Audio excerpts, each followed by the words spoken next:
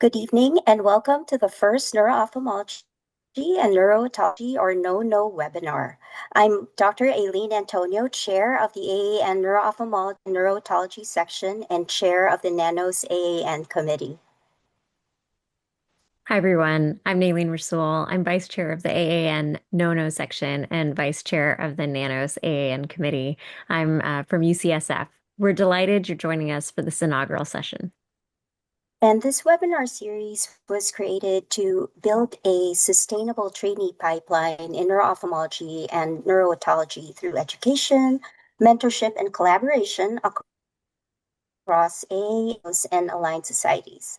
So the first two sessions are specialty overviews, and future sessions will be case-based and clinically focused. So today's webinar, our objectives are really to help participants, one, understand what neuro-ophthalmology is, learn what it is that we all do, explore different training pathways, discover career opportunities, gain insights from leaders in the field, and connect with these leaders in the field. So we're honored to be joined by three outstanding leaders in neuro-ophthalmology. The first is Dr. Janet Rucker. Dr. Janet Rucker is a division director of neuro-ophthalmology at NYU Langone Medical Center.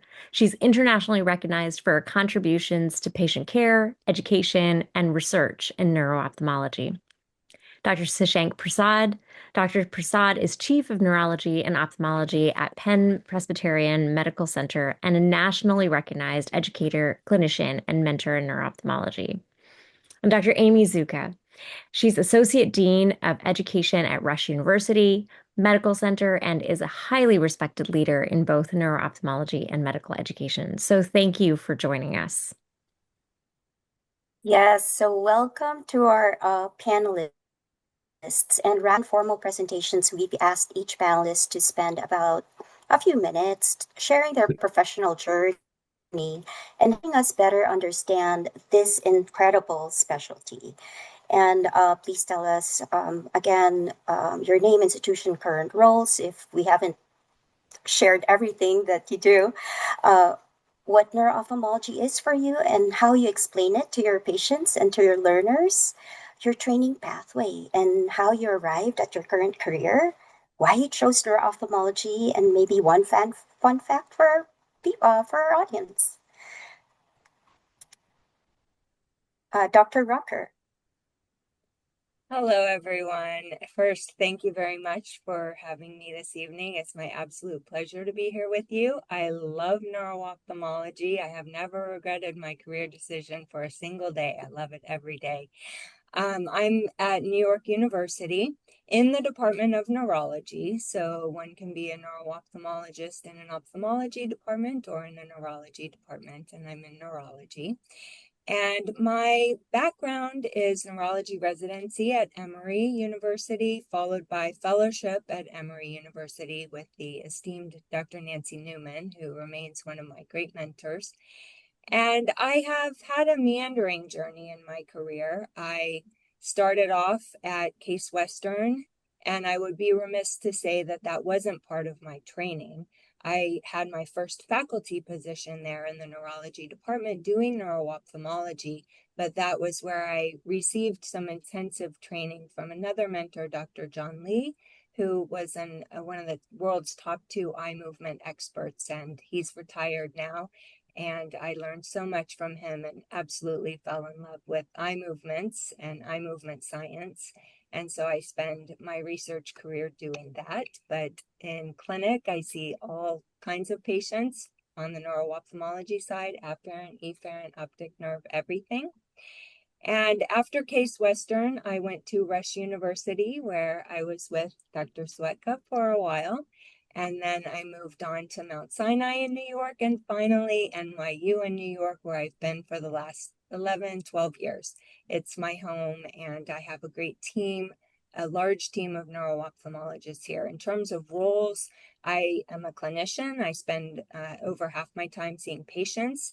I do research in eye movements with eye tracking.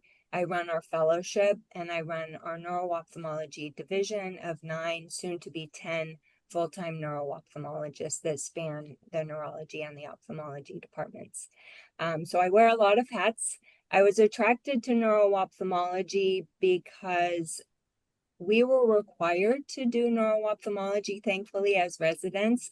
And when I got back to the wards, I was always frustrated by the lack of the tools, the lack of the ability to do what I was doing in clinic and neuro-ophthalmology. And I was so excited and enthused about the field that I decided to pursue it. Never have looked back. Fun fact, I'll finish on, I started playing guitar well into my 40s, which was a very challenging thing, but I play every week with a group of people and it's lots of fun. Thank you so much, Dr. Rucker, for sharing your journey and insights and for the fun facts. Next, we're going to hear from Dr. Prasad. Sure. Thank you, Aileen, and Aileen for inviting me to do this. It's so fun getting to hear Janet Rucker just now tell us about her career path. I'm a neuro-ophthalmologist currently at the University of Pennsylvania. As Aileen said, I'm the site chief of neurology at Penn Presbyterian, which is one of the downtown hospitals that are part of Penn's system. That's been a lot of fun thinking about how that clinic can grow strategically. And I have a strong background in education in my career. So I guess one of the highlights before coming back to Penn, which is where I had trained, is that I spent 10 or more years up at Harvard, and I was the neurology residency director up there, which is where I got all these gray hairs, running a big neurology residency program. But it was like such an awesome honor and a great opportunity. So here I am now doing neuro-op and a lot of general neurology. I love doing inpatient neurology and a lot of time in residence clinic, general neurology clinic. So I span both of those worlds and play a role in education and the institution and outside. But about the career path, I think that's a great starting point for one of the questions we're going to discuss today, because none of this is linear, much like Janet just said. I mean, there's curves all over the place. When you're a kid, nobody says, I want to be a neuro-ophthalmologist when I grow up. I mean, like, you want to be an astronaut or a fireman or maybe a doctor. Yeah, I guess I wanted to be a doctor. And if you look at my application to med school, it says I'll be a pediatrician because that's the only doctor I even knew existed. It's only when you're in med school and you see, you figure out how much you love neurology, and you got Steve Galetta as your, on service when you're a first year medical student. I mean, that really resonates. And so, yeah, I found neurology, but honestly, even then I thought I'd go into cognitive neurology because I read Oliver Sacks and like that stuff's so cool. And I do think cognitive neurology is really cool. But when you're in the middle of residency, you got all these options in front of you. Many of the people watching us today are probably thinking through this. You could become subspecialized in stroke or epilepsy, movement disorders, cognitive neurology, and they all have their pluses and minuses, which I guess we can talk about later. But boy, did neuro-op just resonate with me, and we could talk about why. But the localization and the differential diagnosis and the breadth of things you get to see. And so by no means was this like known well in advance. It sort of played out, but I'm glad I found it. I found the neuro-op, which is where the joy is. And then the career path unfolds because you can try some collaborative research, which I've done, and you can try your hand at QA and figure out if education's the right fit and so on and so forth. And the different opportunities come up at different points in your career, and you do your best to take advantage of them. And here we are. So I don't know if that answers a little bit about the path and how it unfolded, but here we are. And you want a fun fact? That's awesome that Janet mentioned guitar, because I was thinking the same thing about lifelong learning and the growth mindset. And in the pandemic, that was an opportunity for a lot of us to try some new things. We had time on our hands that we didn't have before. So I began piano lessons as an adult, and I still do them on Zoom. And I'm not great, but that's but it's so rewarding to get to have that as an outlet. And during the pandemic, the kids were younger then, we became beekeepers. If you want a real fun fact, we built a hive and we got the suits and the smoking thing, and we took care of a whole colony of bees for many years during the pandemic, and that was a learning experience too. I'm glad you're not allergic, Dr. Prasad. There were a few stings, but we were okay. Well, thank you for sharing that. And now we'd like to invite Dr. Seka to share her story.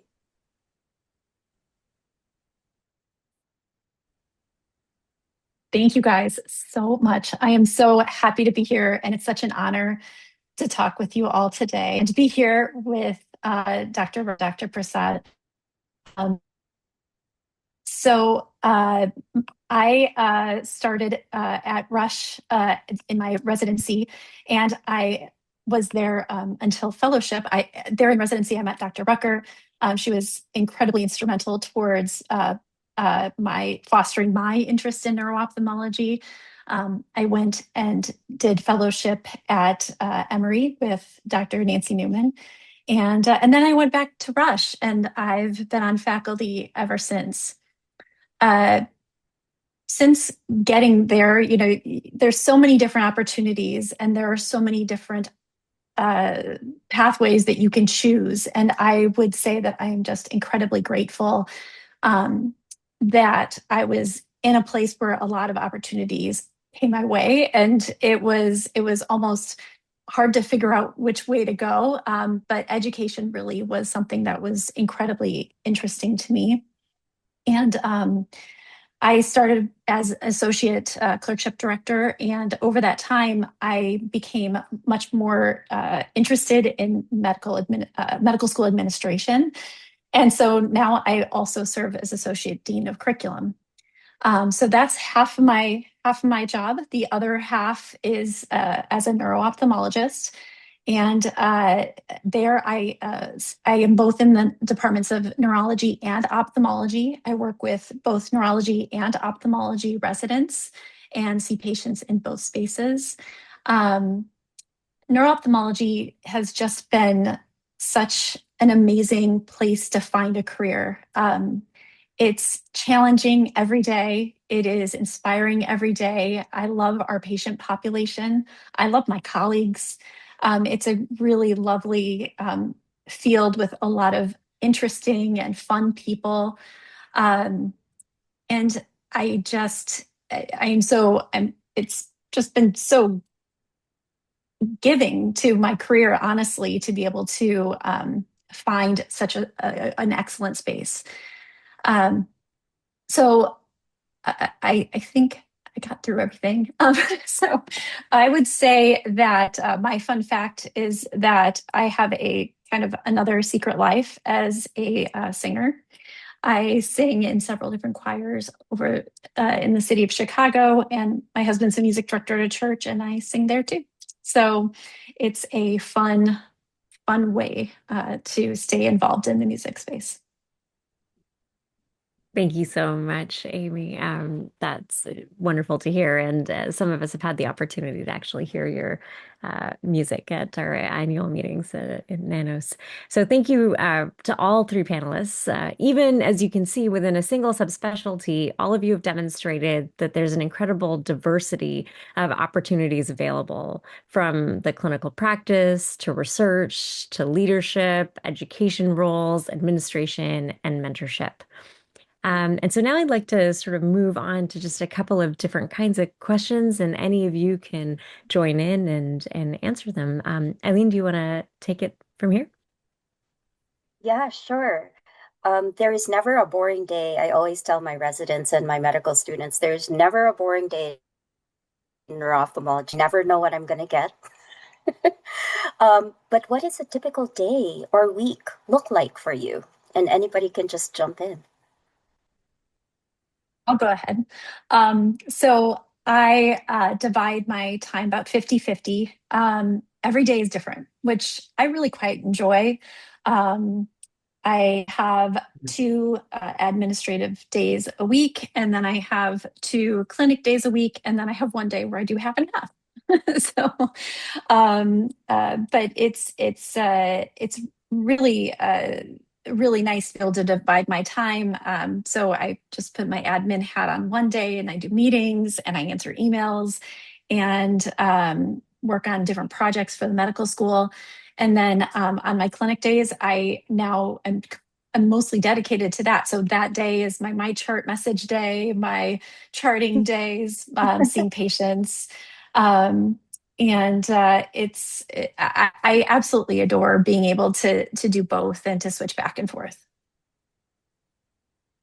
Yeah, when I was fresh out of fellowship, Yeah, the focus was on a lot of neuro-ophthalmology. So there were about 6 or 7 neuro-op clinics, half-day clinics per week up front. And I told you I do love in general neurology too. So there was a little bit of outpatient general neurology clinic and 8 weeks of inpatient neurology. To the neurologists in the audience, if you're contemplating kind of one of these hybrid careers as a subspecialist neuro-ophthalmologist that does enjoy inpatient neurology too, 8 weeks is like the magic number of how much inpatient neurology one should do to be able to like continue to do it well. It turns out if I mean, that's my number. If you're doing less than that as the years go by, you quickly it becomes harder and harder to stay current with all the changes in the field.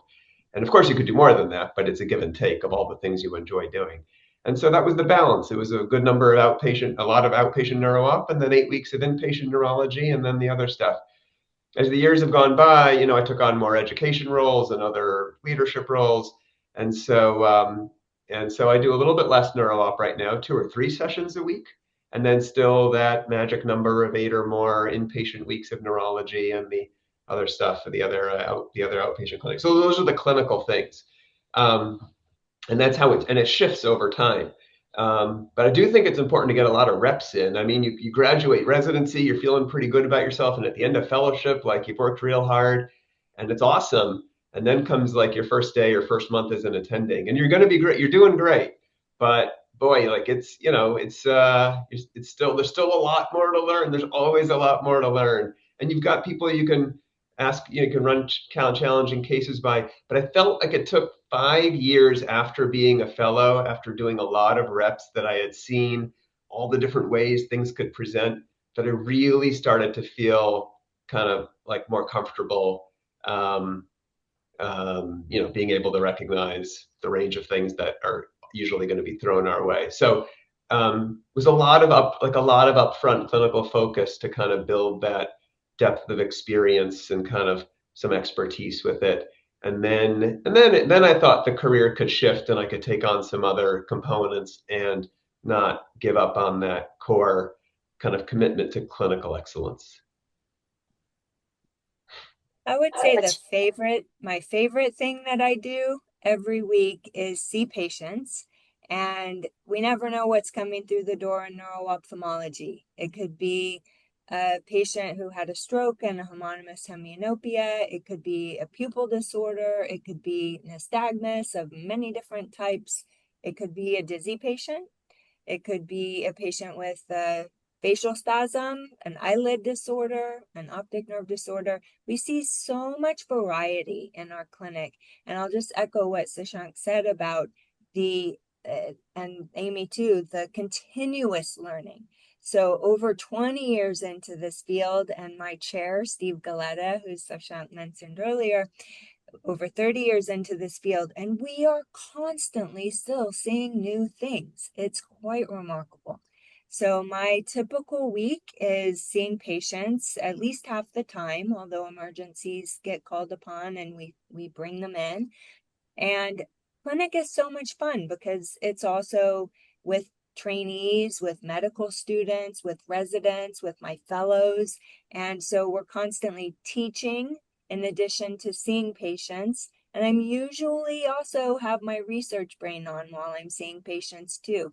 We see something unusual, I may take the patient into the eye movement lab right that moment and record their eye movements so that I can look at it later and think more academically about it. And so that's a good proportion of my week. Other things in my week, meetings that are related to administrative role as the division director, and lots of just desk time, both in office and after hours, because I'm so passionate about what I do. So I'm preparing lectures for traveling around the world to lecture and teach at different meetings, and preparing research presentations and writing papers with trainees. So there's never a dull moment. There's always something to do every second. Well, thank you so much. So these two questions are a little bit combined. What are the aspects of neuro-ophthalmology that you find most rewarding, and what drew you to the field originally when you were a resident or medical student? I'll start off on this one. So I think the things that are most rewarding in the field to me are severalfold. One is, I already mentioned that we're just constantly learning and we're constantly teaching, which I adore because our patients need to understand. Most of them come in not knowing what's wrong with them. And so we're really explaining to them for the first time what it is that's impacting their vision. We're teaching our referring physicians, even attendings, because neuro-ophthalmology can be a little tricky for non-neuro-ophthalmologists to understand. So we're constantly teaching them. I love that about the field. One of the things I love the most about the field is that unlike a lot of subspecialties, where it's all about the tests and all about the lab results. For neuro-ophthalmology, it is all about the examination, the skill of looking at the optic nerve, the skill of performing and interpreting that eye movement exam. It's hands-on, and there's nothing that compares to that. And that's so much fun. And the last thing I'll say is just the collegiality with colleagues in our field is amazing. We're a small subspecialty, and going to our neuro-ophthalmology meeting every year after just a few years starts to feel like a family reunion, and that's super cool. So all of those things that I saw happening with my mentors are the things that drew me into the field, and they were very passionate about them. Love it. Yeah, what draws one to neuro-ophthalmology? I mean, you can't really know up front, right? When you're just entering residency, for example, because maybe you've just seen a little bit of it, and you're the first year of residency can be so busy, tons of inpatient rotations and things like that. It's hard to really reassess and figure out what's the right fit for you. But hopefully, at least in the second year, at the beginning of the second year of residency, you've got time to take it all in and do a lot of introspection and ask yourself, kind of like, what's going to be the right fit here, and go do the right electives where you can really go explore things, not just to learn more about the fields, but to learn more about yourself and figure out like how is it that you really like to think, because that's where you may surprise yourself and find a shift and sort of change your focus a little bit. That's exactly in my life when I switched gears from pursuing cognitive neurology to neuro-op. And why did I fall in love with neuro-op? It's for all the reasons Janet just said. But if you think about your choices for fields in neurology, I'll focus on that. And I want to answer this question about how great neuro-op is without disparaging any other fields. but the point I want to make is that, like a lot of I think in general, one piece of advice is that you kind of do somewhere in there, you're going to make a choice deciding on how you're going to emphasize breadth of knowledge or depth of knowledge. And you could be the world's expert on one specific mutation that causes one specific form. You could have that kind of depth of knowledge, which I admire, but I don't have that kind of depth of knowledge about any one thing. I think you also can emphasize breadth of knowledge over like a range of things that you get to know about. And some of the fields in neurology are named after like a specific set of diseases. Like this field is called stroke. That's most of what they see, or MS, or epilepsy. And they're amazing clinicians, and they know things outside their field too, obviously. Being like a little bit dramatic here, but they better know everything about their disease. That's the name of their field. What I love about neuro-ophthalmology is that it's not named after any disease.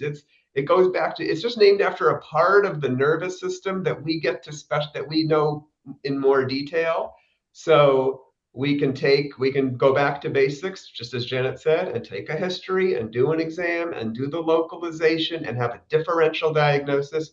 And on a good day in clinic, which is most days, you end up having seen a patient with a vascular problem and an infectious problem and a genetic problem and a neoplastic problem and so on and so forth. And as much as you can know about each of those things, you will probably have to collaborate and work with real experts in those fields who know even more about managing, that specific, the thing that you help diagnose. But I almost view myself as being kind of on the front lines, like the patient has a visual symptom, they got in the door, and now we get to roll up our sleeves and figure out what's going on. And it's that breadth and that differential that I got to do that really drew me to the field. And I did not know it at the beginning of the residency, but I fell in love with it in the middle of residency and then never looked back. Both of have really done a great job describing all of the amazing things about neuro-ophthalmology. And a lot of that, I think, is reflected in my answer for this. I mean, I did an elective in neuro-ophthalmology when I was an M4 in my last year of medical school. And I'd never even heard of it before. I had just decided to do it so I would have some better exam skills. And I absolutely loved it, but was daunted by the idea that it felt like it was a niche, like it felt like it was too small. Like how could that be the one thing that you do? When I went to residency and I met Dr. Rucker, I got to learn a lot more about the intricacies of the field, it's exactly what Dr. Prasad is saying. It's not about it, it's this beautiful breadth of neurology. And I love all of neurology. For a long time, I did a lot of general neurology along with neuro-op. And I really loved every field. And neuro-ophthalmology gave me this opportunity to have like slice of each of the diseases. You're really just a specialist in that slice, but you have to still know everything about those diseases. You still have to know about your slice. But you have a very unique set of knowledge in that space, it is very helpful. It helps you to teach others. It helps you to teach your patients, which is so very important. I would say that the thing that I love the most about clinic is being able to talk to my patients about what's going on in a way that by the end of their visit, they feel comforted. They feel like they have an understanding. And it's an understanding that they didn't have before, that they really feel like it was worth their time and an effort to come and see me. The other thing that I really quite enjoy is just as a rule, like I consider our notes as the way that to educate others and to educate those who refer to us.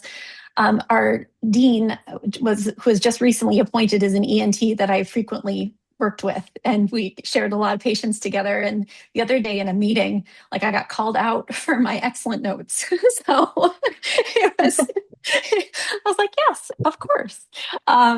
But it's part of the culture. It's part of how we do what we do. And anyway, it's really fun. It continues to provide so much joy and interest as a career. And again, It's hard to sometimes make a list. Sorry, it's hard to make a list of too many okay. neurological diseases that can't have a neuro-ophthalmologic presentation or manifestation at some point. And so it's that our field ends up being that wide ranging. But we get to examine the condition from the particular perspective of its impact on vision, on afferent and efferent visual systems. It's the best. Many moments too where we catch it first because we're dealing with it at the microns level and we save patients' lives, not only their vision. It's such a rewarding. If we haven't sold our audience yet on, coming into this field, wow, it's just all of us are nodding our heads as panelists are talking about their day and their experience. So, what advice would you give trainees interested in exploring the field, and what are some career pathways within neuro-ophthalmology that trainees may not be aware of? If I may start, Naveen and we have a background in both neurology as well as ophthalmology. You don't have to do both, but you can definitely get in through either path. So let's start with one of you again.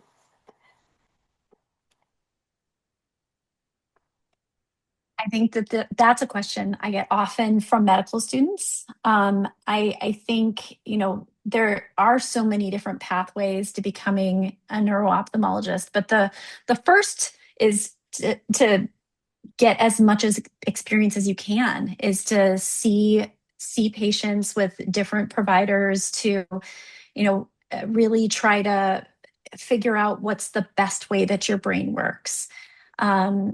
And a lot of people prefer to do surgery.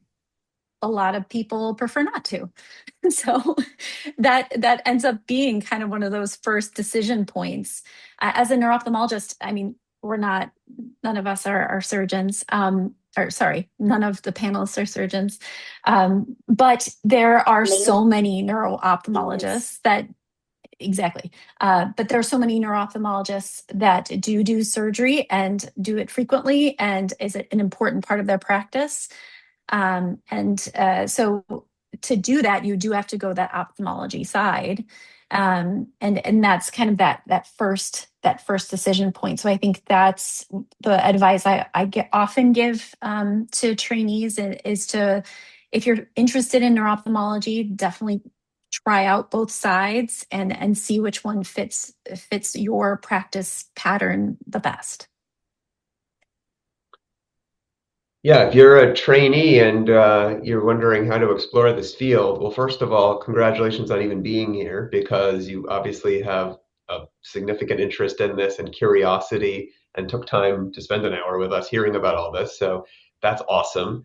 And then if we've inspired you in any way to do more, then yeah, you got to like check this field out. So look around at your own institution if there's an opportunity to get to spend some time in clinic and do a sort of elective, or maybe you've got to travel to another local institution to do that. Make that happen. Take advantage of the NANOS. I mean, we're going to show you a lot of resources, right? So the NANOS and Novel websites, because you can just soak it in and kind of see a lot of awesome clinical teaching and clinical cases that many of our colleagues in the field have created content that you can really kind of just at least get to like see. That's not the same as like hands-on getting to see patients and learn directly, but still you get to see just the kind of the examples of the amazing stuff we see.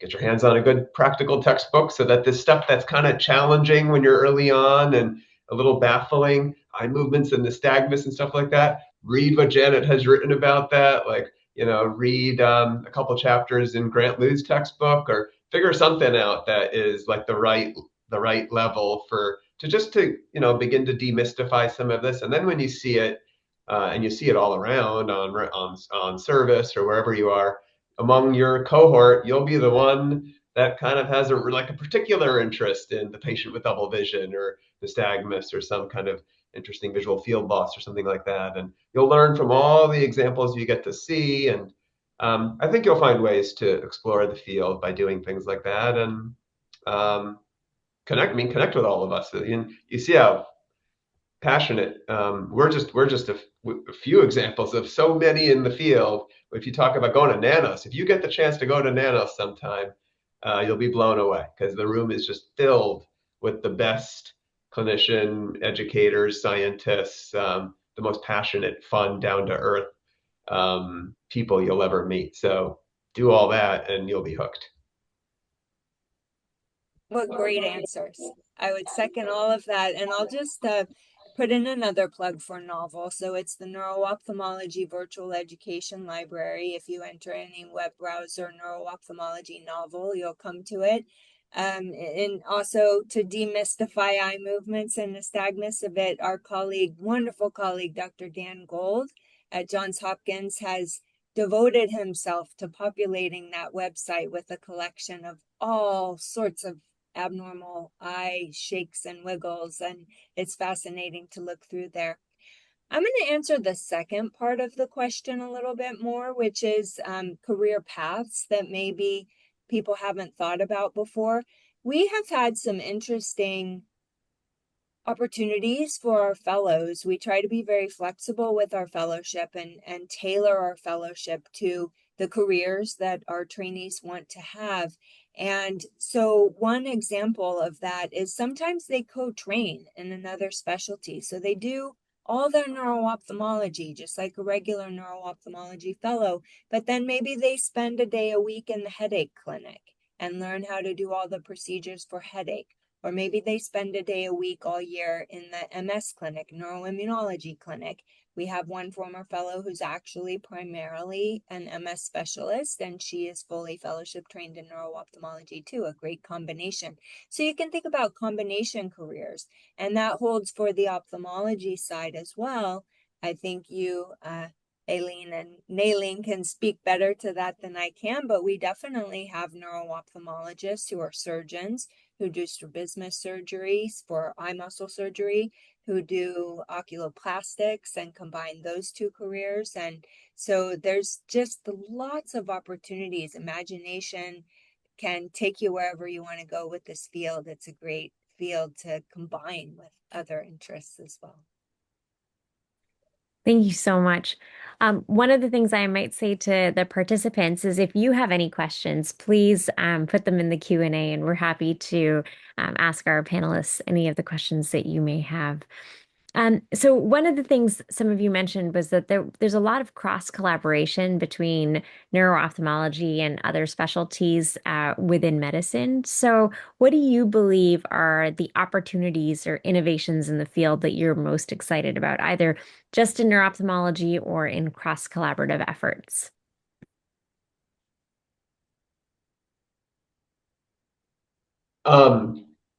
We haven't spoken about this, but this is a field with amazing treatment opportunities to really change the quality of life of your patients. And we're just on the cusp of so much more to come too. So in terms of treatments available for the range of things that we see. And neuro-op plays a key role in figuring out sometimes like the biomarkers or the endpoints that are going to be important in establishing the efficacy of treatments in certain diseases like MS and myasthenia and things like that, just and genetic conditions that cause optic neuropathies and so many other examples. And so just being at NANOS for the last 10 or 20 years now, it's the focus on kind of like the presentations that were, amazing clinical research and things like that.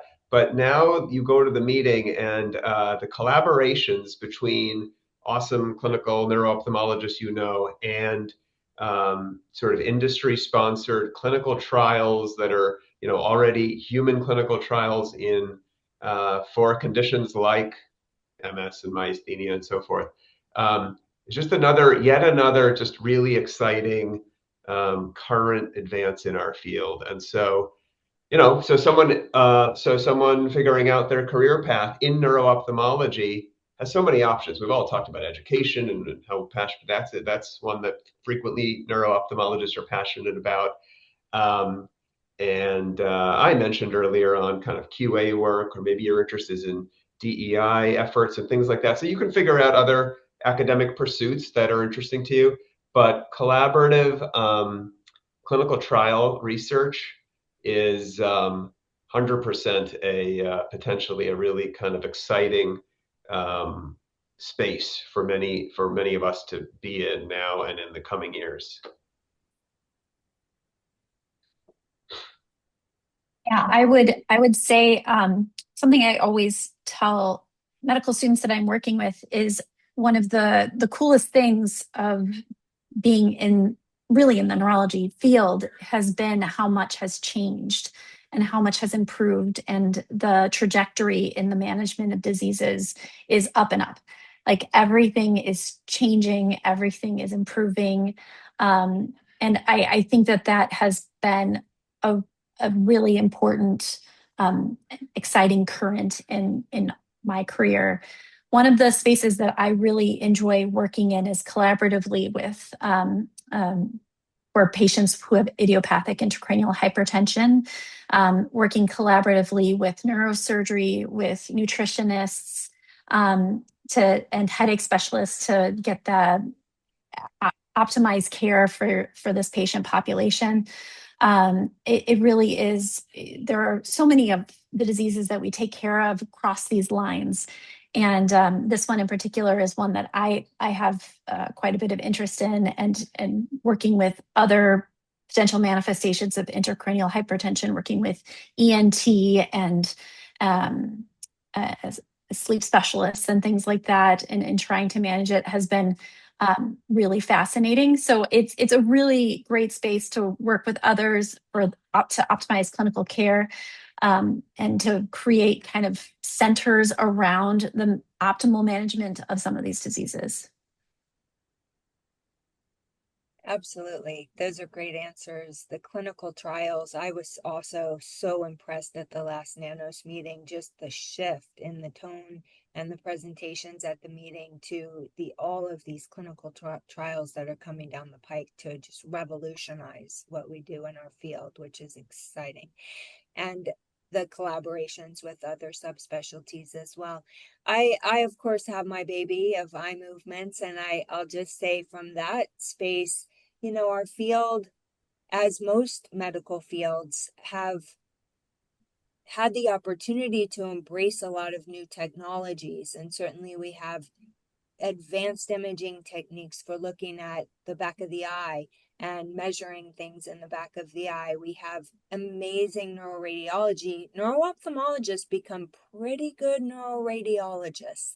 Our exam is so precisely localizing that MRI can be read as normal, and we'll go say, no, have a look again, because they've got an internuclear ophthalmoplegia. There's a medial longitudinal fasciculus lesion, and sure enough, we look again and there's the lesion. So imaging and neuroradiology, but in the eye tracking world as well, there are so many companies out there that are trying to create eye trackers that have self-packaged eye movement measurements and then can provide a printout to the physician that tells you, are those eye movements too slow? Are those eye movements inaccurate? And the eye movement exam can be a little bit daunting. And I think we're right on the cusp of harnessing some technology in that space as well that I think is much needed and extremely exciting. Thank you. I'm going to grab a question from the chat. So, since there is so much collaboration with other subspecialties in neurology or ophthalmology as well, are you usually serving as a consultant or as the primary provider for your patients? What kinds of patients or pathologies do you follow in your clinic longitudinally? One of the beautiful things about neuro-ophthalmology is you can do whatever you want. If you just want to be a neuro-ophthalmologist and have someone else treat their headaches and have someone else treat their myasthenia, you can do that. If you want to be their headache doctor, if you want to treat their myasthenia or their multiple sclerosis, you absolutely can do that. We are definitely the one-stop shopping for idiopathic intracranial hypertension. We tend to serve as the primary neurologist or ophthalmologist for those patients. Otherwise, I think there's different models, and we pick and choose what we love to take care of, and we work closely with our colleagues on areas where we might be less inclined or less comfortable. It's kind of interesting how over the years our practices take on like slightly different personalities, just the referrals that come in and the patients we hold on to, and each person's style ends up being a little bit different. And so in training, if you have the opportunity of getting to train with or under a range of neuro-ophthalmologists that have different perspectives, some neurology-based ones, some ophthalmology-based ones, people with different research or academic focuses, that is also that's a great experience too. Because you see the breadth of perspectives that people can take on this career. I mean, it's there's common threads among all of us, and then actually there's ways in which it becomes kind of personalized to your own particular interests and skill sets within this field.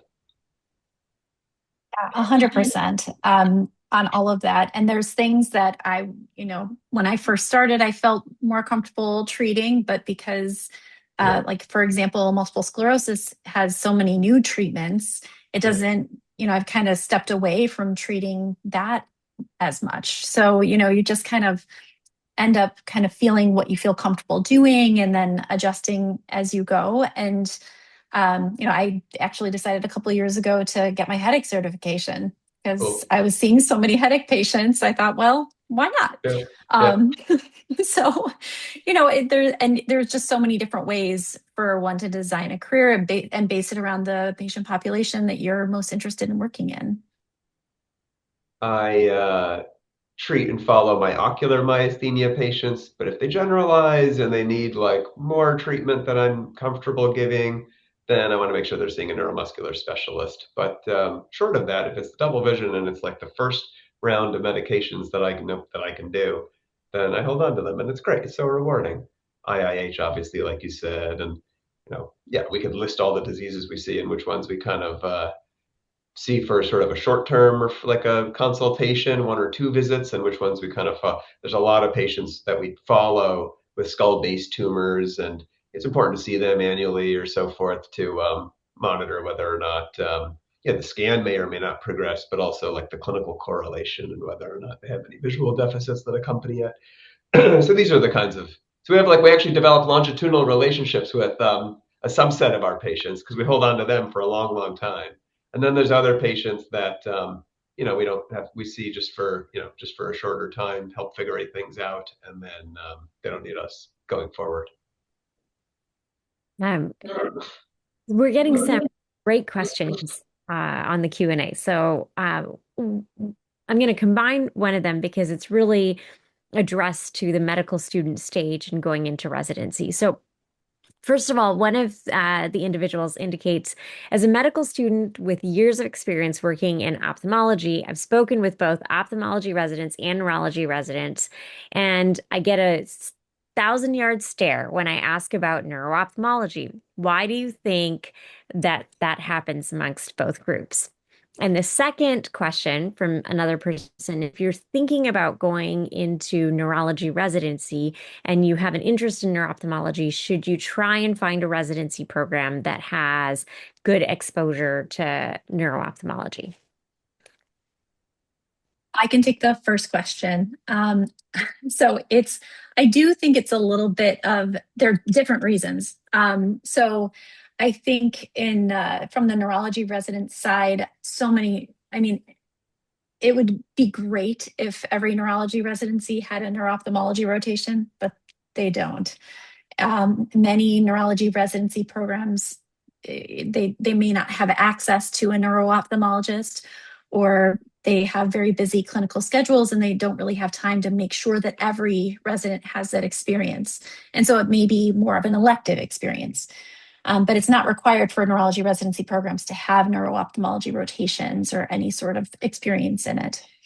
And so I think part of the neurology residency piece is that there's just not as much of exposure. And so a lot of people don't get that opportunity to know more about neuro-op, which is why sessions like this are so helpful and important, so that you can learn more about it and kind of have an idea of what you're getting, hopefully what you're looking for in a program. Ophthalmology residents, they all do have to do neuro-ophthalmology as part of their residency.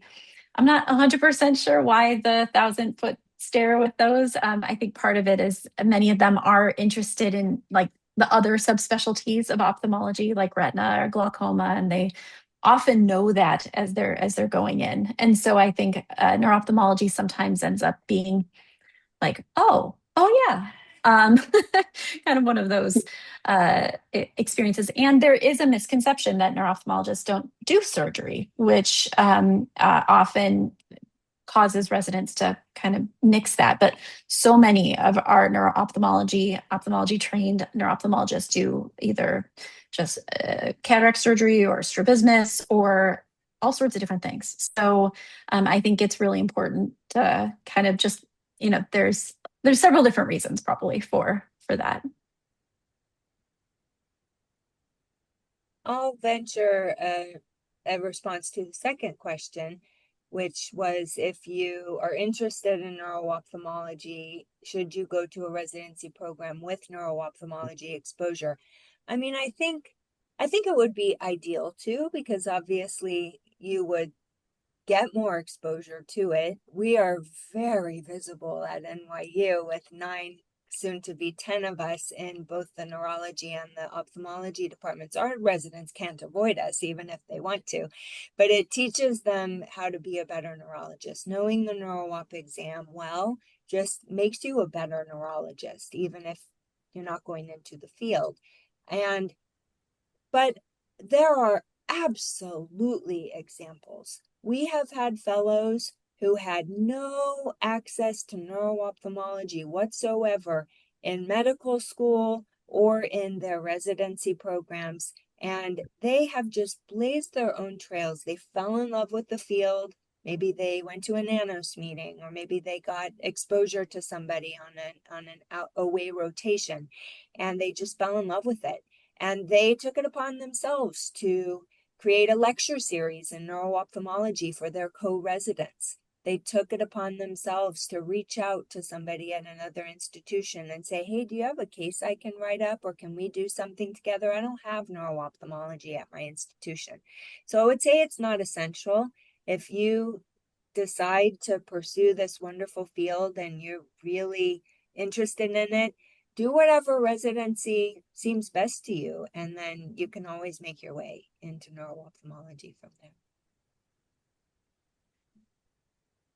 Yeah, I love those answers. Nothing much to add.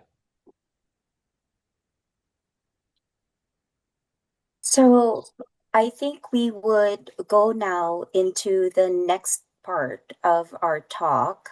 And with some of the questions that are in the chat, I think we'll be able to answer it from that. So I'm going to share screen again when I find it. So a lot of questions in the chat were asking, how do we get involved with neuro-ophthalmology? What can we do? We really love this field and we want you to love our subspecialty. And here are the different ways that we would like to highlight for you. You can scan the QR code to visit the NANOS website or go to nanosweb.org and become a NANOS member. For our medical students, the annual NANOS membership is only $10 a year.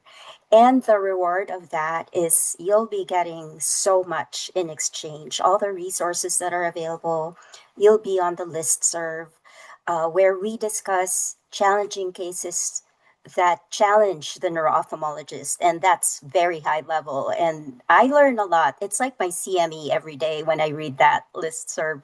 And then you can also go on AAN, the American Academy of Neurology, and join the No Synapse. So it's a community where moving forward, we are for sure gonna post a lot of the upcoming sessions that we have because to answer one of the chat questions, we are trying to build and engage more and teach others more about no. And if you have any follow-up questions after this session, you can feel free to also connect with us on the AAN NONO signups, and we'll do our best to answer them. We also encourage residents to apply for the NANOS Resident Education Program, which is very, very special starting this year. This program exists to provide meaningful exposure to neuro-ophthalmology at a pivotal stage of training. So it's going to be 50 residents. It's fully funded. It's an immersive experience, career shaping, and there's outstanding network opportunities. You've heard from all of the panelists today that attending NANOS is absolutely exceptional. It's a wonderful community. So this is an opportunity to come to NANOS fully funded. And so applications for the 2027 cohort, so this coming March, will open in July. So just be aware of that, and you'll have to apply through your program director residency program. And then you can also, as we've spoken about earlier, go look for a neuro-ophthalmology rotation, whether in your institution or in another institution. Just reach out. If you also go on the nanosweb.org website, you can filter and look if there are any neuro-ophthalmologists close to you in your state or the state you want to visit, and just cold email people. We are always wanting to teach. This panel and I think all of the neuro-ophthalmologists are just educators at heart. We are all teachers at heart, and we love sharing the love for ophthalmology. You can also explore Novel, that neuro-ophthalmology full educational library. And through your institution's library, you can also access StatRef. And through StatRef, get into the other resources that we have available for you. There were a couple of questions in the Q&A with respect to fellowship programs, and that also the fellowships in neuro-ophthalmology also exist on Novel, and the details regarding them exist on Novel. So just look for that as well. You can also join YONO, the Young Neuro-Ophthalmology community, through NANOS. And you can sign up for the NANOS mentorship program where you can be mentored by another individual in the field, sort of in your general geographic region. There's going to be different links on NANOS for all videos on why you should choose neuro-ophthalmology as your career and what different neuro-ophthalmologists do. We're going to drop that into the chat. And then lastly, take a look at the Journal of Neuro-Ophthalmology. Specifically, look for the upfront section, which is online, and it's geared specifically for residents and medical students and other trainees. And again, we would please don't forget to stay connected through AAN and NANOS through the different social media platforms. We have Facebook, Instagram, LinkedIn, and X. And of course, the no signups on AAN to look for updates, opportunities, and future programmings. And thank you again to our panelists, Dr. Rucker, Dr. Seka, Dr. Prasad. Thank you so much for joining us today. And it was such an incredible time sharing love for neuro-ophthalmology with all of our audience.